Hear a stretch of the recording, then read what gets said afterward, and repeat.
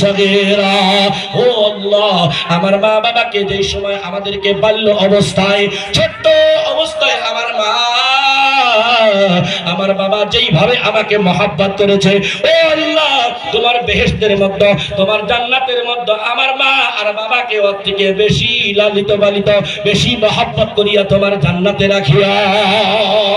ও বাবা, যে যারা আমরা এই দোয়া জানি না, কমসে কম এই কথাটা তো বলতে পারবো, ও দয়ার আল্লাহ আমার মা বাবাকে তুমি জান্নাতের ফয়সালা করে দিয়া, কবরের মতো আল্লাহ তুমি জান্নাতের হাওয়া রোয়া করে দিয়া। ও বাবাজি আমার, হাত উঠাইয়া দেখান, বলে কারা কারা এই ময়দানের থেকে বলে আমরা মা বাবার খেদমত করব, কাদের কথা মানব, কারা কারা রাজি আছেন তারা দুই হাত দেখাইয়া দেন। করবেন ইনশাআল্লাহ?